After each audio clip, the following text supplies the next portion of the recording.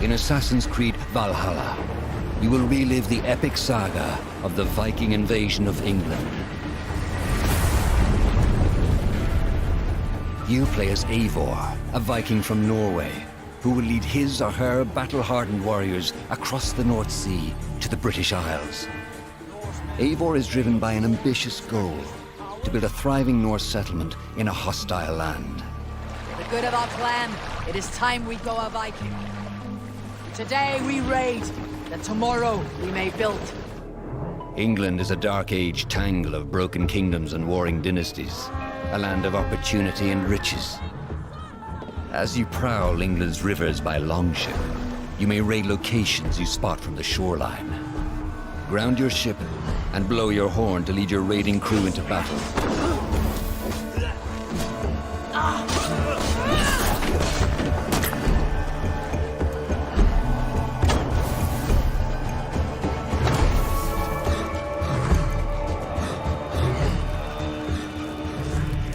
Your crew will assist you in all your raids, fighting enemies, battering down doors, and stealing cargo too heavy for one set of arms. Whatever riches and resources you pillage may be used to develop your settlement, giving you access to useful services, better tools, and new settlers. At the heart of your settlement is the Alliance map. It will serve as a record of the allies you have made, and a guide for future opportunities. The Viking Age was a time of warriors and legends. In Valhalla, you will find the largest variety of enemies ever assembled in an Assassin's Creed game. Every archetype offers a unique challenge. Some will coordinate with their allies for special attacks, while others will use nearby objects to their advantage, including the bodies of fallen warriors. To face these attacks, you must find and exploit your opponent's weaknesses to gain the upper hand. Take the fight to your foes with a host of brutal new combat abilities. Snare them with the Viking harpoon. Pummel them with throwing axes. Incapacitate them with the new stun system to keep them at a distance, or finish them off. Dual wield any two weapons you wish to unleash a deadly combination of attacks. Customize your fighting style as you see fit, and become a legendary Viking warrior.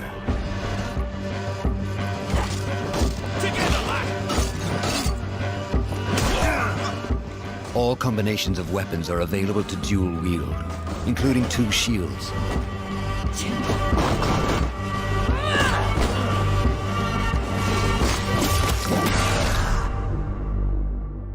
Not all situations call for violence. In this new land, a Viking must find a way to adapt. As Eivor is not welcome in England, you may need to outsmart your enemies, avoiding unwanted attention in towns and bustling cities.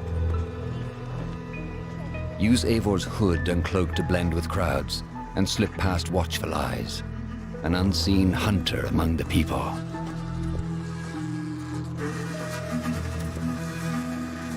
From capital cities and villages to the dense forests and rolling hills of England, exploration is vital to keeping yourself sharp. You must feed off the land if you hope to endure. Hunt and forage to replenish your health and fortify your equipment. Search pagan temples and Roman ruins for new activities and challenges to strengthen yourself and your settlement. The more you explore, the more of England's secrets you will reveal. Ravens, show no mercy! But as you push deeper into England, the enemy will push back. In a series of climactic moments, Assassin's Creed Valhalla will feature massive assaults in which you will lead Eivor's army into battle against heavily guarded Saxon fortresses. Today we will reclaim her. Today we fight for your land, and tomorrow we rebuild! For Istanbul. Assassin's Creed Valhalla will transport you to wondrous and haunted lands, inspired by Norse myths and England's pagan roots. It will challenge and surprise, with unforgettable characters, thrilling triumphs, and tragic losses, giving you the chance to live your own Viking saga.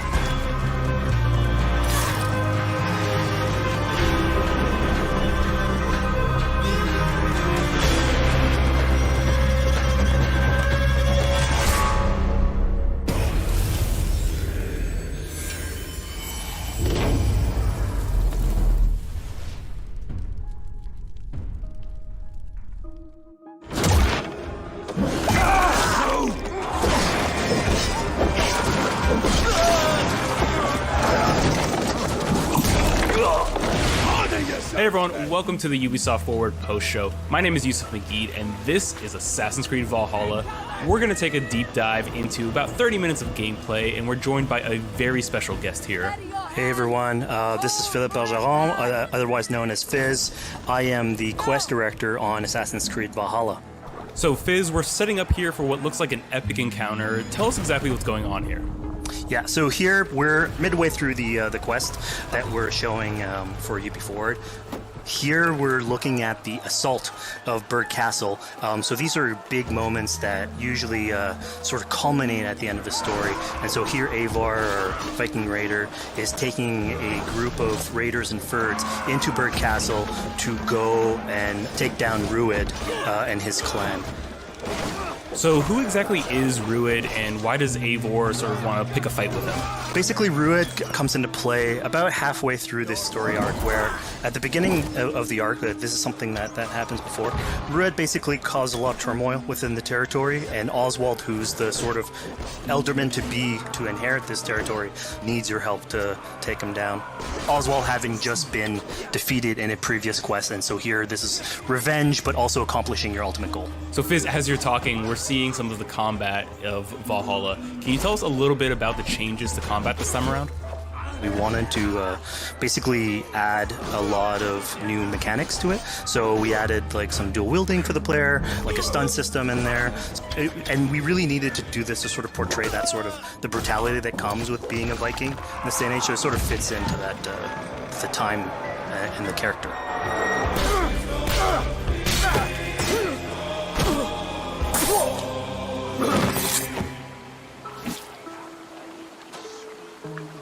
Oswald. He lives. Oswald lives! Eivor, is that you? Shut your arse, twig spine.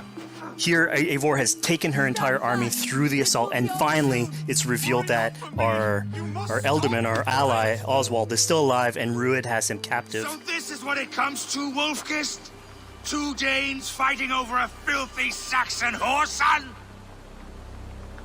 If this swine is your prize, come and get him! So now that we've seen that Oswald is alive, we have Rued within our sights. What's the next step here? So the next move for Eivor is to finally face off against Rued. She has her allies, they can take care of the rest of the army. Now it's time to go one-on-one against Rued in one of our boss battles, actually. Your battle is not yet won, Oswald. And it's worth pointing out, actually, that here what we're showing is the player going and facing off against Rued aggressively, but we tend to always have to support a 360-degree approach in these things. So the player could have approached this a little bit more stealthily and gotten at least like a good critical hit on either Rued or his wolf, and so you can play this a little bit more strategically if that's your playstyle. So we're not only fighting Rued here, but also his pet wolf, right? Here, one of my preferred strategies is to eliminate the wolf first, just focus fire on him. It takes at least one opponent out of the combat. Now, Rued will have extra abilities that come into play if you do eliminate his wolf, but I think having one opponent less in the battlefield makes for a good strategy in the whole.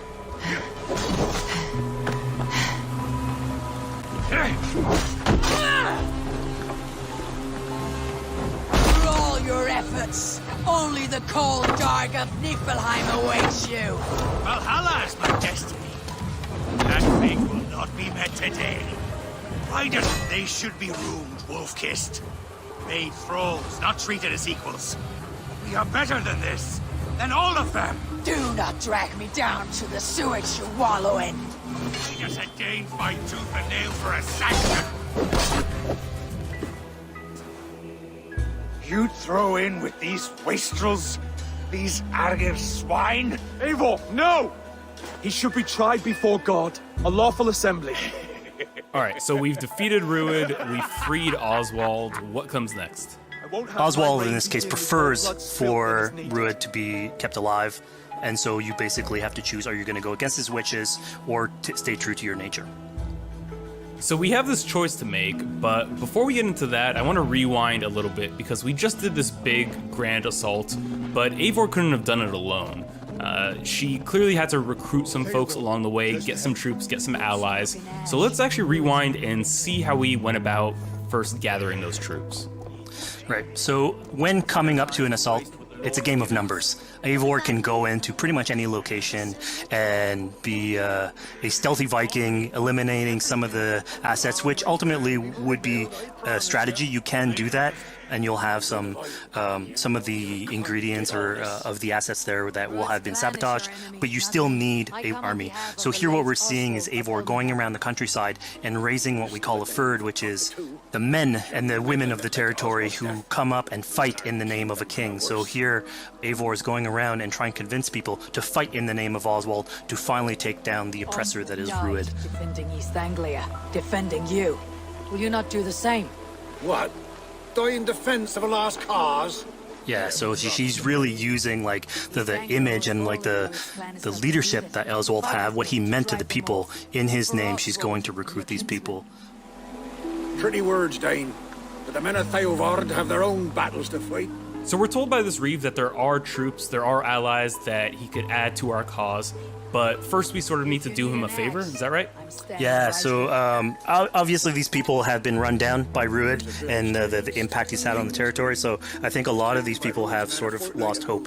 And so you need to show them that there is hope. And so here Eivor is basically helping them take back one of their prized locations by taking a couple men and raiding a nearby township, basically taking it back for the people and showing that there's a reason to continue fighting and then get them on your side.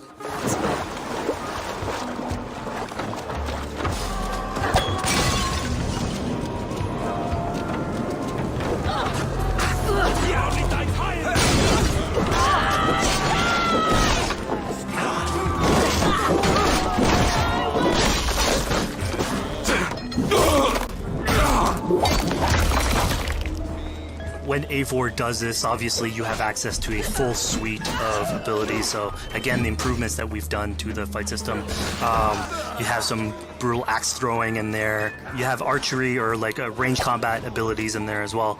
So really, again, like depending on what your playstyle is, you can customize your loadout and go in there how you wish.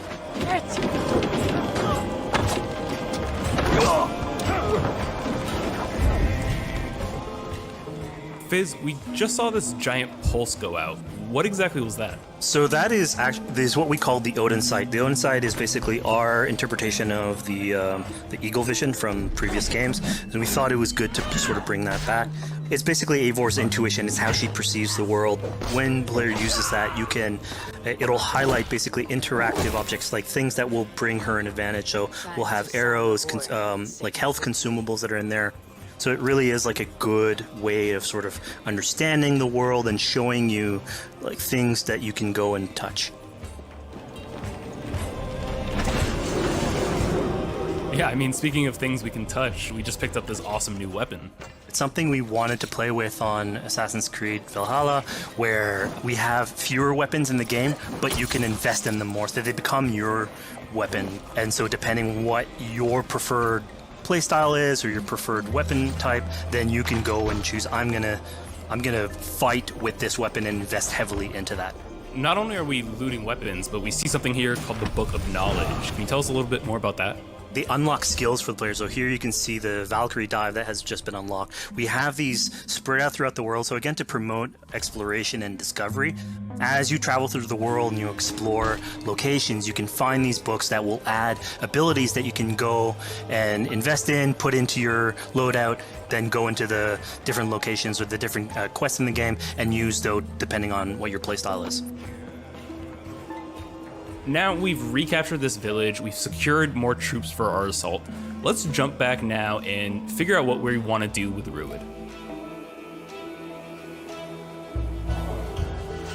The rightful king of East Anglia has spared your life today, and so it will be.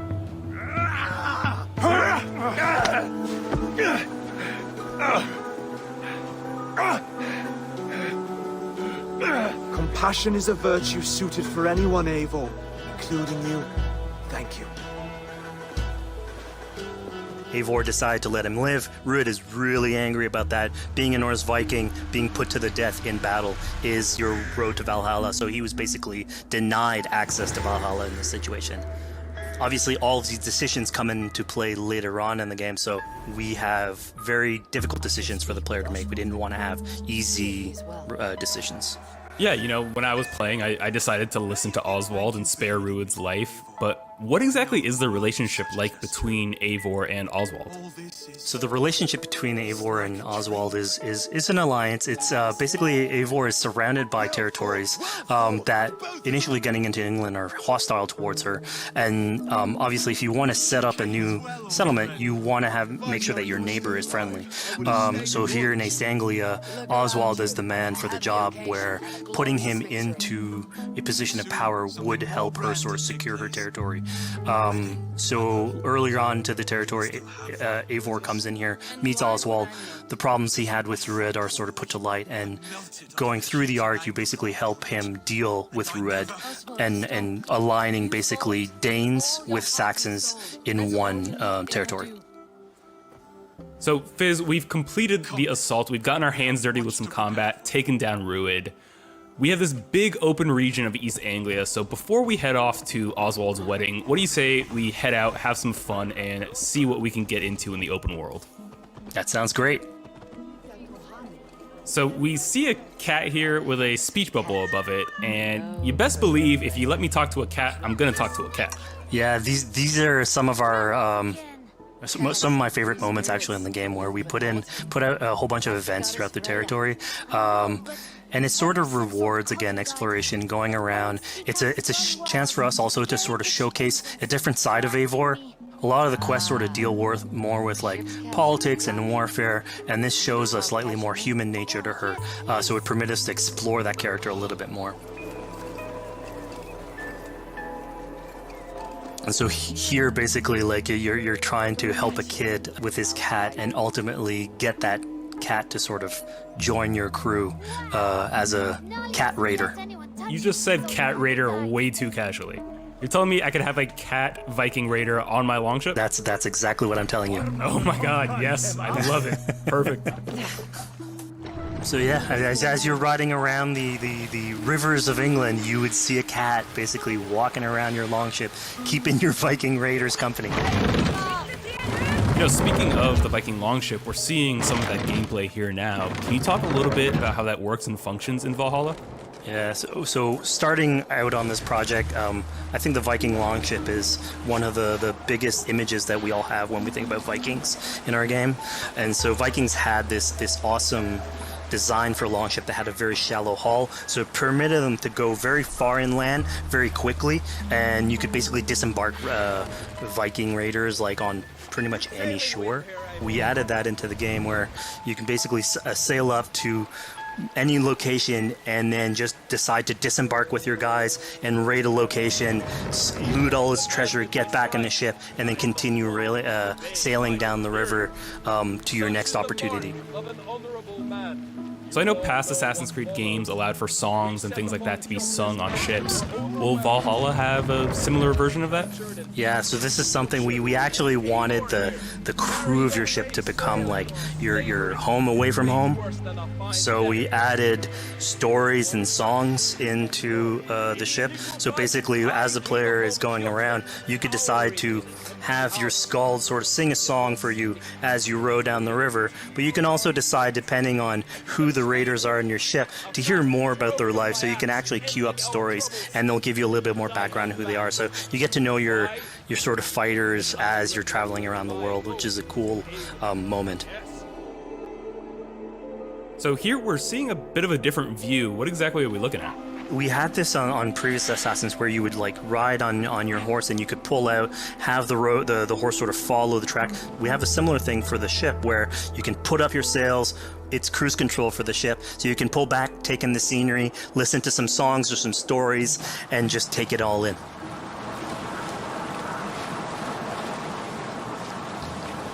So, speaking of Viking songs, we have an activity here that's not exactly singing, but kind of related, right? Yeah, so here what we have is what we call flighting, which was an activity that Norse people would partake in. They would like to have a battle of wits and sort of poetry where insults would be thrown back and forth between each other. The idea was to try and have a good insult, but also to have a good rhythm and a good rhyme in there. So it's basically a precursor to rap battles. Here's the silver. Now begin. To all those whom I speak, they say Eivor's a clod. Then you're speaking to fools and their knowledge is flawed. Well, How exactly do you go about being successful in one of these? The trick behind a good flight was to choose the right insult, identifying the right cadence, and then trying to find what rhymed the best. I'm known for my might. interesting. Interesting. Silent whispers all claim that you're terribly dense.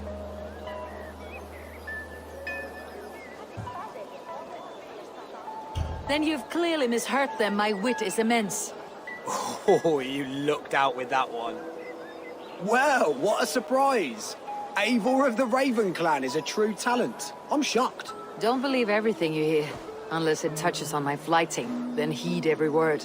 Take the coin. So now that we've proven our sharp tongue and wit, I think it's time for a bit more relaxing activity, so we're fishing here.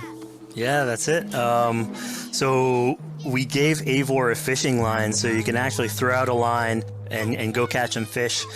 This is used basically to play into our new health loop where the player will lose health in the world, and it doesn't automatically regenerate like we would have in the past. So you actually have to go out and get some supplies. So you'll find mushrooms and some food that you can gather. But here, like you can also catch some fish and consume that to regain some health.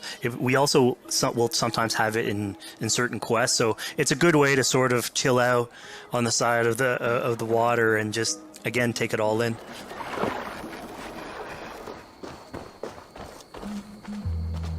So this is what we call one of our offering altars. So the idea is that you find these around the world and you make offerings to it. So it'll take like animal parts and stuff that you can find throughout the world.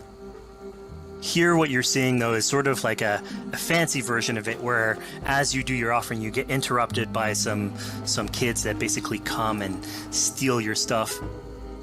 So it's just a way for us to sort of showcase that like the systems and the activities in the world can sort of play in with some quests and some little events. So it's our way to sort of dress up these moments and make it all fit inside the whole experience.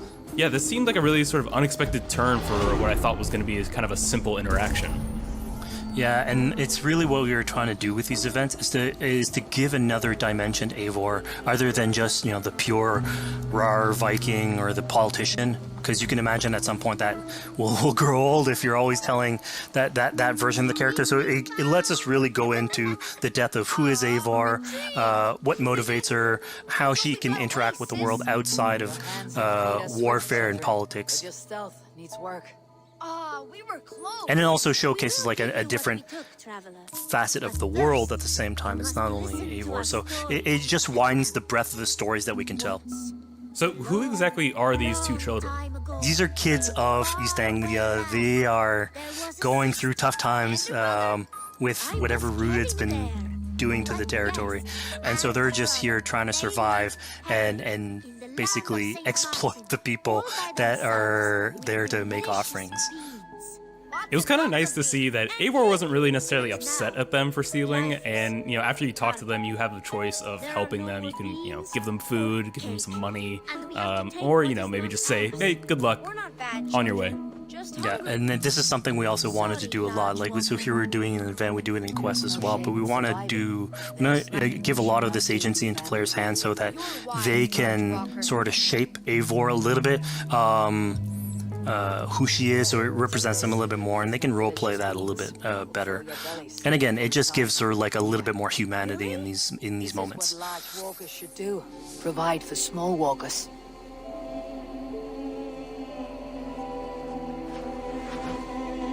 Here, large walker. A necklace. Yes, it's a St. Martin seal.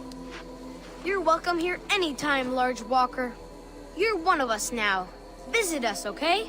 I will. Take care now, small green walkers. So I think AC veterans might recognize this here, but what exactly is Eivor chasing down? Yeah, so here you're seeing Eivor running down one of our tattoo images. So this is challenging the player on free run abilities, but also for fans of the series, sort of pulling at their heartstrings for some beloved features. So are we going to be able to tattoo Eivor? Yes, by collecting these tattoos, you actually bring them back to your settlement, and then you can customize different body parts, having different tattoos everywhere. So again, another form of expression, and it's sort of to represent that Viking culture.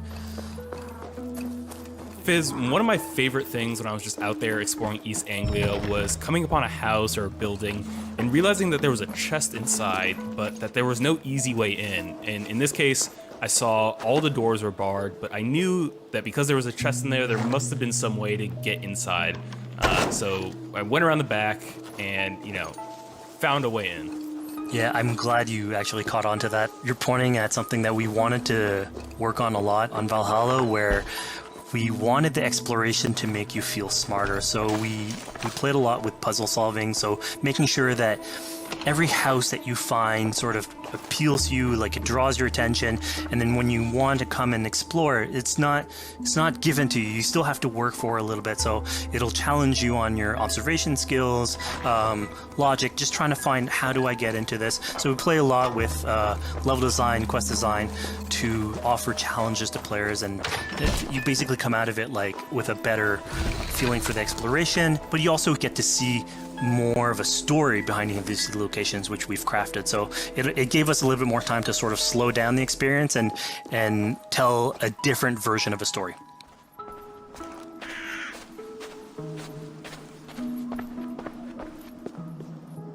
A poor victim of someone's fury. Yeah, I mean, speaking about exploration and just finding things out in the world, I was just wandering and came across this clearing and found this kind of morbid altar. Yeah, so this is one of our bigger events that we have scattered in the world. So as Eivor explores, she can find altars like this, and by interacting with them, here it's a trap that's been set by this character named Regan. Now, there's a bigger story behind all this. There's multiple steps to it later on. So this is one of the moments. It permits us to go into a slightly more mystical realm and play with a boss fight that has more magical abilities, if we will. And basically have this awesome boss fight in the middle of the swamps. And so here the abilities that you see Regan using are a little bit on the mystical side of things. What's happening is Eivor at the beginning in that trap is poisoned, and so she starts sort of hallucinating, seeing the world in a sort of different light and filter. And so that's sort of what lets us go into the realm of the weird. My rage, spirit of my father's rage, Fill me!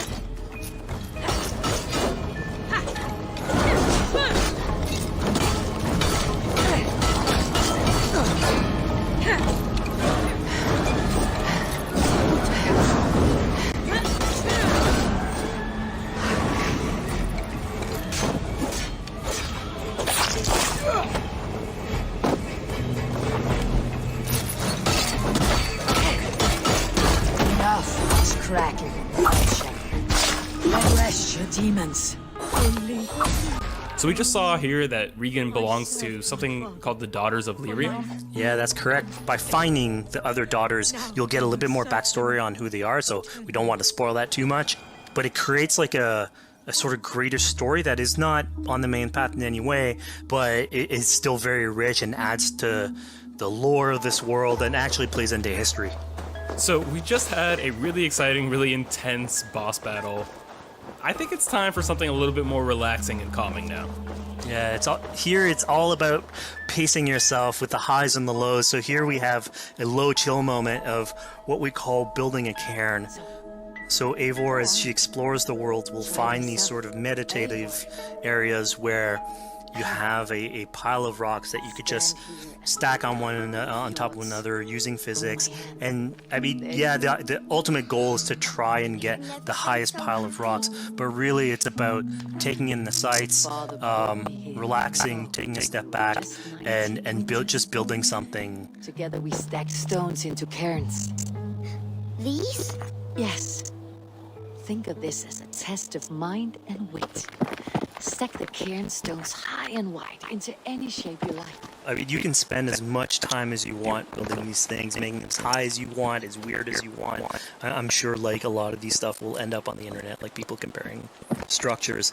And the cool thing is that once you've built it and you decide to get out of it, it sort of stays there. And so that's yours, right? And until the moment where you come back and you want to build a new one, it's sort of cool that we were able to give that to players to express themselves. At this point in the demo, we've explored East Anglia, we've met some children, we've broken into a house, we've fought a boss, we've built a cairn. I think now it's finally time to go and head off to Oswald's wedding. Yeah, so this is the moment it's all been building up to. By the moment you get into the territory, it's sort of like mentioned by Oswald that he's trying to get married with his Dane lady. And so as you go through the arc, that's sort of like the underlying thread. Really, it's about Rued creating turmoil in the territory and helping Oswald sort of get above that and show that he's a good leader. And so you finally, after going through all of that arc, finally get these two together, go through their wedding. You're invited to attend the ceremony. And then all the activities and fun times that come afterwards. Yeah, as much as we've seen the brutal side of England, it's nice to see the joyous side of it as well. Yeah, and it's something we really wanted to play on in Valhalla, where being a Viking is not only about being a raider or a warrior. I mean, there's revelry, there's feasting, there's partying that goes, and like if someone knows how to party, it's a Viking. And so here, this is one of our opportunities to sort of show what a sort of Viking gathering is. And what's cool here is it's a good alliance of Norse culture with Saxon culture, sort of smashing those two things together and building bridges. Yeah, I mean, what's a wedding without some drunk archery, right? Yeah, so anything can happen in a Viking event, right? Eivor, yeah, here, just get drunks and shoot some arrows. Barely a challenge. Steady all, and ready yourself for the wedding race. The king and his bride against all. My king!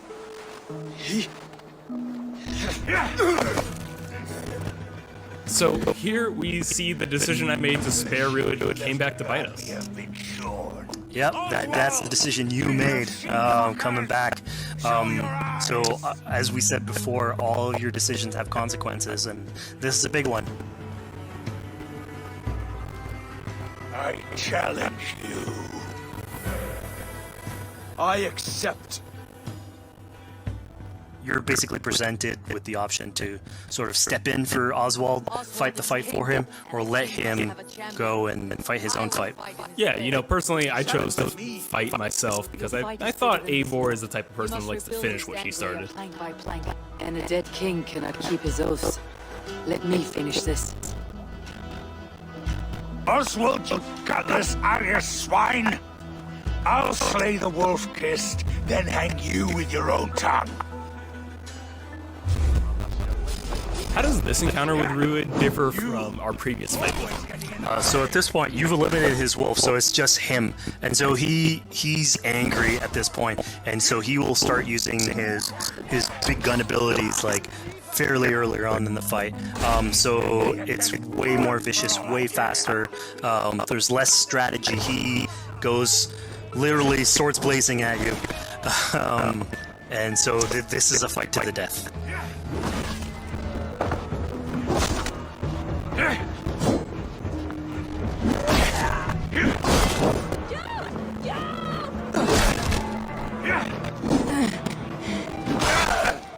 And of course here, like, this is a decision you made to go and fight him, but there's multiple outcomes to this scenario. You could have let Oswald fight his own fight and prove basically his station as the rightful leader.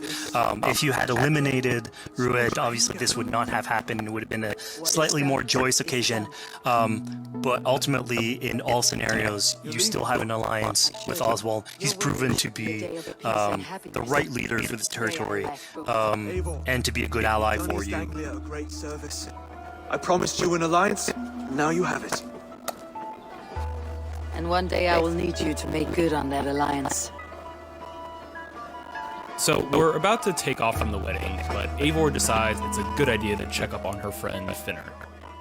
Yeah, so Finner is probably one of the more recurring characters in this arc. You get to meet him very early. He's a very endearing character, sort of used to have a Viking life, sort of misses it, and going through all these adventures together is sort of like lights that fire back, and so he's willing to join you in your raiders. So he's one of many raiders that you'll encounter in the game, and you can sort of recruit, bring back home, and then have them sort of join you on your adventures on the longship. He can tell you these stories that we're telling you about. You get to know a little bit more about him. So again, it's a fun way to sort of discover more about these characters that you meet and bring them along for adventures. Together. I'll gather my things. Well, folks, we've come to the end of our Assassin's Creed Valhalla playthrough. Fizz, thank you so much for joining us. When and where can people play it? Assassin's Creed Valhalla will be out on Xbox Series X and PlayStation 5, and is coming to Xbox One, PlayStation 4, PC, and Stadia on November 17th.